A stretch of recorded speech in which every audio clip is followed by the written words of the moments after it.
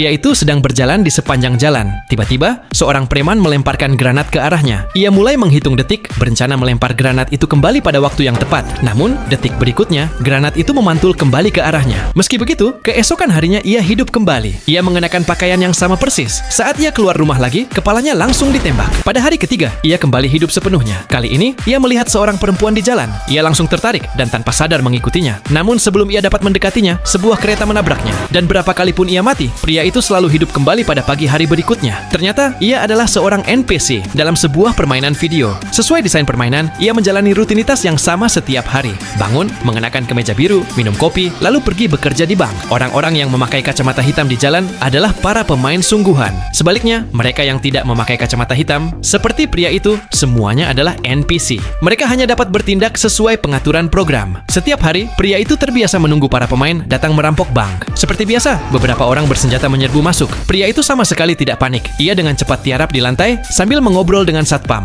Lalu ia mendongak dan kembali melihat perempuan itu. Satpam memperingatkannya agar tidak memancing masalah dengan para pemain berkacamata hitam. Tetapi pria itu tidak ingin melewatkan kesempatan tersebut. Ia pun menyusun sebuah rencana. Ia mencoba merebut kacamata hitam dari salah satu perampok. Tetapi ia langsung dikalahkan. Saat melihat perempuan itu hendak pergi, ia segera bangkit dan melawan. Dalam perkelahiannya dengan sang perampok, ia tidak sengaja menarik pelatuk dan menembak mati perampok itu. Ketika ia mengenakan kacamata hitam tersebut, pemandangan di depannya langsung membuatnya terkejut. Tidak hanya bangunan-bangunan berubah, jalanan pun dipenuhi pesawat dan meriam. Saat itu, ia melihat sebuah kotak P3K di dekatnya. Tanpa ragu, ia menyentuhnya. Luka-lukanya pulih seketika. Tiba-tiba, seorang pemain jatuh tepat di depannya. Tumpukan uang muncul di atas tubuh pemain itu. Pria itu hanya melambaikan tangan, dan uang dalam permainan itu langsung masuk ke akunnya. Ia sangat gembira. Ia memutuskan menyeberangi rel kereta untuk mencari perempuan itu. Pada saat yang sama, sebuah mobil polisi muncul di belakangnya. Rupanya, perusahaan game menerima keluhan dari para pemain. Mereka mengatakan ada NPC yang melanggar aturan dan merusak pengalaman bermain.